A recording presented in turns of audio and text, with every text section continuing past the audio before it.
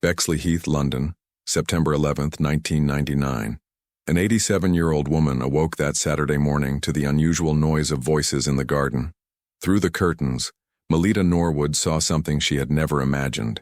Dozens of journalists, cameras, microphones, all pointed at her modest terraced house. The Times headline was categorical: "The spy who came from the supermarket," she thought to herself as she went downstairs to fry the bacon for breakfast. The game is over. For 40 years, this grandmother had been the KGB's longest-serving agent on British soil. And now, the whole world would know. To understand how an unassuming secretary became one of the most important spies of the Cold War, it's necessary to go back to the beginning of the 20th century, when Europe was living under the tension of revolutions and clashing ideologies. MELITA Cernus was born on March 25, 1912 in Bournemouth, England. Her mother, Gertrude Stedman, was British, a suffragette and socialist. Her father, Alexander Cernus, was Latvian, a political refugee who had fled Tsarist Russia. Alexander was a close friend of the Bolsheviks and Leo Tolstoy. In the Cernus family home, politics was not an abstraction. It was a passion, a duty, a topic of conversation at the dinner table. When MELITA was only 6 years old, her father died of tuberculosis. But his words lived on. Alexander had founded a newspaper called The Southern Worker, where he translated works by Lenin and Trotsky. The girl grew up among Russian exiles, revolutionary ideals, and the conviction that a new world was possible. Her childhood was marked by playing with Tolstoy's grandchildren in idyllic gardens, while debates about social justice echoed through the walls. Gertrude, her mother, repaired the boots of Russian emigrants at Tuckton House, a refuge for revolutionaries. It was there, among hammers and nails, that MELITA learned that loyalty to ideals could cost everything. In the 1930s, Europe was on the brink of collapse. Fascism was advancing in Germany and Italy. Spain was bleeding in civil war. The Soviet Union, despite its brutal contradictions, presented itself as the only counterweight to Nazism. MELITA, then a young idealist, joined the Communist Party of Great Britain in 1936. It was not a frivolous choice. It was a silent declaration of war against a system she believed was doomed. That same year, she married Hilary Nussbaum, who would change her surname to Norwood, a chemistry teacher, trade unionist, and staunch communist like herself. Together, they bought a house in Bexley Heath, where they would live a seemingly ordinary life for more than 6 decades. In 1932, MELITA got a job as a secretary at the British Non-Ferrous Metals Research Association, known by the acronym BNFMRA. The name sounded tedious, almost bureaucratic, but behind that innocent facade lay one of the most explosive secrets in modern history: the project to develop the British atomic bomb, codenamed Tube Alloys. MELITA didn't know it yet, but that job would change the course of her life, and possibly the balance of power between the superpowers. The geopolitical tension was palpable. The United States, the United Kingdom, and the Soviet Union, allies against Hitler, already regarded each other with suspicion. The nuclear arms race was about to begin. Whoever mastered atomic technology first would dominate the world. MELITA, with her thick glasses and blouses buttoned up to her neck, didn't seem like a threat, but it was precisely this appearance that made her invisible. And in espionage, invisibility is the greatest power. It was through Andrew Rothstein, a prominent member of the British Communist Party, that MELITA was introduced to the NKVD, the Soviet Secret Service, predecessor to the KGB, in 1935. Rothstein was not just a comrade in ideals. He was a secret agent, and he saw something rare in MELITA: unwavering conviction, access to sensitive information, and above all, the ability to go unnoticed. In 1937, MELITA Norwood officially became a Soviet agent, her codename, Hola. But the recruitment wasn't just strategic, it was emotional, moral, existential. MELITA genuinely believed she was preventing a Third World War. For her, if only one side possessed nuclear weapons, destruction would be inevitable. If both sides had them, reason would prevail. It was a dangerous, controversial logic, but it was the logic that guided every document she photographed, every secret she transmitted. She didn't see betrayal. She saw balance, and she would pay for that choice for the rest of her life. MELITA Norwood's early career in espionage wasn't marked by glamour, adrenaline, or grand field operations. It was marked by routine, by patience, by the silent discipline of someone who knows that a single mistake can cost her life. In 1937, as a member of a Soviet espionage cell known as the Woolwich Spy Ring, MELITA began working with other agents infiltrated into the Royal Arsenal at Woolwich, London. That military installation produced heavy weaponry for the Navy and artillery for the British Army. It was a valuable target, and MELITA discreetly began to learn the codes of the shadow game. The training of a spy is never formal when it comes to support agents, especially secretaries. MELITA wasn't sent to training camps in Siberia, nor did she learn hand-to-hand combat. Her weapon was discretion, her technique clandestine photography, her disguise being herself, an ordinary working-class woman, an avowed communist but never suspected. Her Soviet superiors taught her the essentials: how to photograph documents quickly, how to memorize information, how to communicate through subtle codes, how never to draw attention, and above all, how to live a double life without the mask cracking. MELITA accepted a symbolic sum of money in the early years, about £5 a month, but soon refused any payment. She wasn't there for the money, she was there for the cause. This refusal disconcerted even her Soviet handlers. Espionage for most double agents follows the acronym MICE: money, ideology, coercion, or ego. MELITA was pure ideology, and that made her, in the eyes of the KGB, more trustworthy than agents driven by greed. January 1938 brought the first major blow. 3 members of the Woolwich Ring were arrested and sentenced to prison terms ranging from 3 to 6 years. MELITA expected to be captured at any moment, but she wasn't. She remained invisible. The British investigators, mostly men, simply didn't believe a woman could be a competent spy. This gender blindness saved MELITA, and she knew it. From that moment on, she understood that her greatest asset was not just access to the documents, but the systematic underestimation of her abilities. Meanwhile, in Moscow, a wave of Stalinist purges devastated the NKVD. Thousands of agents were executed on charges of treason. Paranoia swept through Soviet intelligence. As a consequence, espionage activities abroad were drastically reduced. Responsibility for MELITA was transferred to the GRU, the Soviet Military Intelligence Service. She received new controllers, new codes, new protocols. Over the decades, she would have multiple code names, but the last and most enduring would be Hola. Her position as secretary to G.L. Bailey, head of a department at BNFMRA, gave her direct access to the heart of the British nuclear project. Bailey was part of an advisory committee for tube alloys, the secret program that, in partnership with the United States, would develop the technology for the atomic bomb. MELITA had the key to Bailey's safe, and she used that key regularly. When he left for meetings, she would open the safe, retrieve classified documents, quickly photograph them with a tiny camera, and return them. Then, she would pass the camera or the rolls of film to her Soviet contacts in discreet meetings around the city. The personal cost of this double life was immense, though she rarely showed it.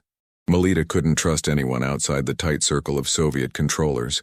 She couldn't share the burden of it with friends, neighbors, or even most of her family. Her husband, Hillary, knew and disapproved, but he loved her enough not to denounce her. This silent complicity would keep them together until Hillary's death in 1986. But the marriage was marked by unspoken tensions, by avoided conversations, by a secret that grew between them like a shadow. MELITA also knew that if she were discovered, there would be no fair trial. There would be imprisonment, possibly torture, certainly execution for treason. The official secrets law was unforgiving, but she pressed on. Every morning she got up, made coffee, took the bus to work, and carried with her the certainty that she was doing the right thing. It was this unwavering conviction that kept her whole, and it was this same conviction that, decades later, would prevent her from regretting it. World War II ended in 1945, but another war, cold, silent, deadly, had already begun. The Manhattan Project, conducted by the United States in absolute secrecy, resulted in the detonation of atomic bombs over Hiroshima and Nagasaki. The world witnessed the destructive power of nuclear fission, and the Soviet Union, desperate not to be left behind, accelerated its own nuclear program. MELITA Norwood was at the center of this race, and her photographs were worth more than entire divisions of soldiers. Between 1945 and the early 1970s, MELITA provided the Soviets with hundreds of documents on the behavior of uranium at high temperatures. enrichment processes, reactor design, and methods for constructing nuclear warheads. A Soviet intelligence officer would later state that the information provided by Hola allowed the Soviet Union to test its first atomic bomb at least 2 years earlier than the British and Americans had imagined possible. Some experts believed the advance was as much as 5 years. This was no trivial espionage. It was strategic espionage, capable of redefining the global balance of power. MELITA did not work alone. She was part of a wider network of Soviet spies in the United Kingdom. Among them was Klaus Fuchs, a German physicist who worked directly on the Manhattan Project and who also passed secrets to the Soviets. Both were controlled by Ursula Kuczynski, codenamed Sonia, a German spy residing in England who was a colonel in the Red Army. Ursula was a legendary figure in Soviet espionage. She had operated in China, Japan, and now coordinated one of the most successful networks in history. MELITA and Klaus never met in person, but their combined efforts dramatically accelerated the Soviet nuclear program. April 1950 brought real danger. Klaus Fuchs was arrested and convicted. During his interrogation, he mentioned Sonia. MI5, the British Security Service, began investigating connections. MELITA was temporarily put on ice, suspended from espionage activities, for fear that she had been compromised. For months, she lived in silent terror, waiting for the knock on the door that never came. In 1951, contact was re-established. The KGB had reclaimed control over her from the GRU, and MELITA returned to work. The routine was always the same, but it was never without tension. MELITA arrived at the office in the morning, greeted colleagues, typed reports, and organized files. When Bailey left for lunch or meetings, she moved quickly. She opened the safe. She knew the combination by heart, took out the most sensitive documents, photographed them page by page with steady hands, returned everything to its exact place, and closed the safe. Then, she put the rolls of film in her bag and went home. On delivery days, she met her Soviet handler at predetermined locations: a park bench, a subway station, a bookstore. The exchange was quick, almost invisible. And then MELITA returned home, prepared dinner, and pretended that it was just another ordinary day. But the moral weight was constant. She knew that the information she provided could be used in weapons capable of annihilating entire cities. She knew that if there were war, those weapons would kill millions. But she also believed, with every fiber of her being, that by giving the Soviet Union the ability to respond to the West, she was preventing war, not fueling it.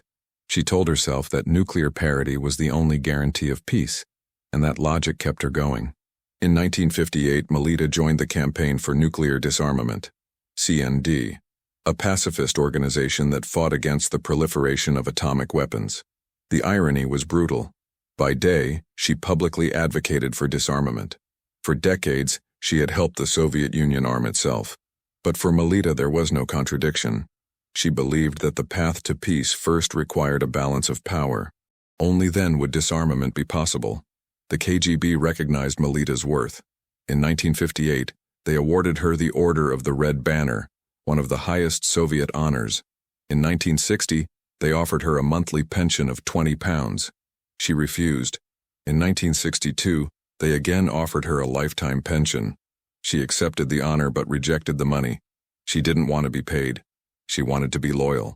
And that loyalty, combined with her competence, made her, in the words of historian Christopher Andrew, the most important female agent in the history of the KGB and the longest-serving Soviet spy in Britain. More important, even, than Kim Philby, the infamous MI6 traitor. The KGB never lost contact with MELITA, but it did lose contact with Philby. In 1965, MI5 finally identified MELITA Norwood as a national security risk. Internal documents confirmed her connections to the Communist Party and raised suspicions about her activities. But investigators chose not to interrogate her. The reason was pragmatic and grim. Revealing that they knew about her would mean exposing the sources and methods of British surveillance. MELITA continued working. She continued photographing documents. She continued being Hola. For another 7 years, she operated knowing she was being watched, but also knowing she wouldn't be touched. In 1972, at the age of 60, MELITA retired from the BNFMRA. Officially, it was the end of a long bureaucratic career. Unofficially, It was the end of almost 4 decades of espionage. She also ended her work for the KGB. But she remained politically active. She joined the Morning Star, a British communist newspaper, and distributed copies to her neighbors. She tended her garden. She shopped at the local supermarket. She drank tea from a mug with Che Guevara's image. To everyone around her, she was just a harmless, eccentric socialist. In 1979, MELITA and Hillary traveled to Moscow. There, in a discreet ceremony, she personally received the Order of the Red Banner from KGB officers. It was a farewell, a final recognition. Hillary accompanied her, although he disapproved of it all. When they returned to Bexley Heath, they resumed their usual lives. Hillary died in 1986. MELITA remained in the house she had shared with him for more than 5 decades, alone with her memories and her secrets. She could have lived the rest of her days in peace, anonymous and forgotten. But history has a way of resurfacing. In November 1992, Vasily Mitrokhin, a former KGB archivist, defected to the United Kingdom. He brought with him 6 suitcases full of handwritten notes copied over years of work in secret Soviet archives. Initially, the American CIA rejected the material, suspecting it was forged, but British MI6 saw value in it. For years, Mitrokhin worked with historian Christopher Andrew, organizing and contextualizing thousands of secret KGB operations. In 1999, they published the Mitrokhin Archive, the KGB in Europe and the West. The Times bought the serialization rights to the book, and on September 11, 1999, the first story was published. The title, The Spy Who Came from the Supermarket. MELITA Norwood, then 87 years old, woke up to discover that her secret life was no longer secret. Journalists from all over the world camped out in her garden. Television cameras filmed her every move. Neighbors, friends, even her own daughter were shocked. Nobody imagined it. MELITA could have hidden. She could have denied it. But she didn't. That morning, wearing a simple blouse and thick glasses, she walked to the garden and read a prepared statement. Her voice was firm, without regret. She said, "I did what I did not to make money, but to help prevent the defeat of a new system that, at great cost, gave ordinary people food and affordable tariffs, a good education, and health care. I thought that perhaps what I had access to could be useful in helping Russia keep up with Great Britain, America, and Germany. Overall, I don't agree with spying against one's own country. My late husband didn't agree with what I did." But then she added something that would resonate for years. "Under the same circumstances, I know I would do the same thing again." Controversy erupted. There were calls for MELITA to be arrested and tried for treason. Politicians demanded action. The tabloid media called her a traitor, a threat, an enemy of the nation. But the British government decided it had gained nothing by prosecuting an 87-year-old grandmother for crimes committed decades ago, during a war that had already ended. MELITA Norwood was never arrested. She was never formally questioned. She remained free in her home in Bexley Heath, tending to her rose bushes while the world debated whether she was a heroine or a villain. The writer David Burke visited MELITA a week after the revelation. He found her still in shock but also strangely relieved. She kept repeating, almost to herself, "I thought I had gotten away with it." And in a way she had. Because even after the exposure, there was no trial, no arrest, no legal punishment. Burke would later write a book about her, The Spy Who Came In from the Co-op. And he observed that despite everything, MELITA had truly gotten away with it. Public reaction was divided. For many, she was a traitor who had endangered Britain, who had handed over nuclear secrets to a brutal dictatorship, who had collaborated with Stalin while millions died in gulags. For others, especially within the British left, she was an idealist who had risked everything for a cause she believed in, who had tried to prevent a Western nuclear monopoly and, in doing so, perhaps averted a Third World War. The Communist Party of Great Britain called her a true heroine and a consistent fighter for peace and socialism. Intelligence experts debated the true impact of her actions. Some argued that the Soviet Union already possessed much of the information MELITA provided, and that she simply confirmed data already in Soviet hands. Others insisted that her contributions were decisive, accelerating the Soviet nuclear program in crucial years. What no one disputed was the longevity of her operation. 40 years. 4 decades of continuous espionage, without interruption, without effective detection. It was an unprecedented feat.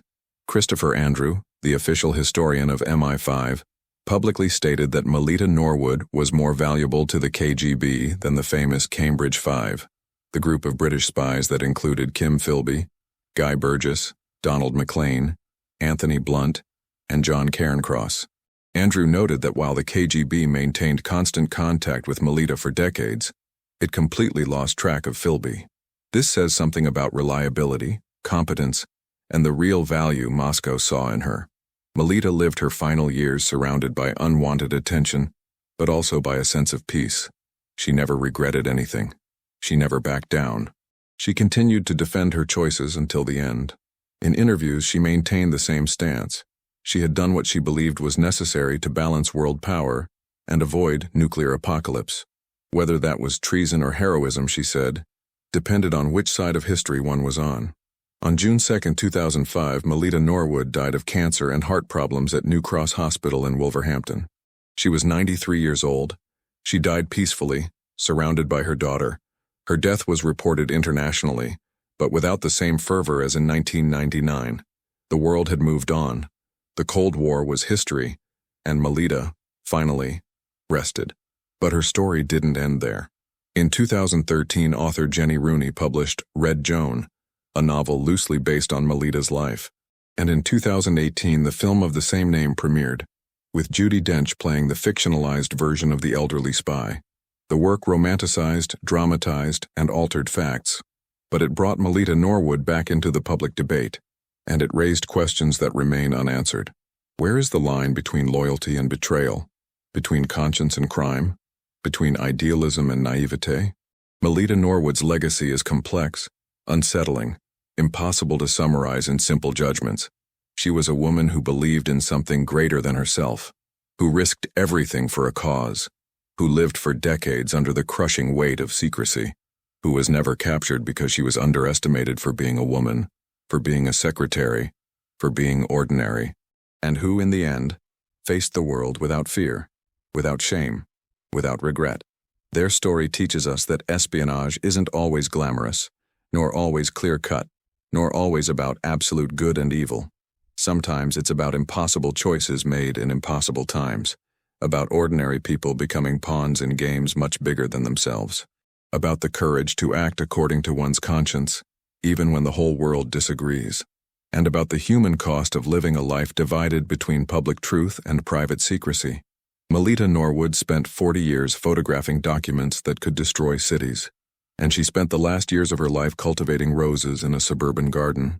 The two realities coexisted within her, inseparable, and that, perhaps, is the most disturbing lesson of all, that normality and danger, domesticity and espionage, grandmother and agent, can inhabit the same body, the same life, the same heart, and that we will never truly know who the people living beside us really are.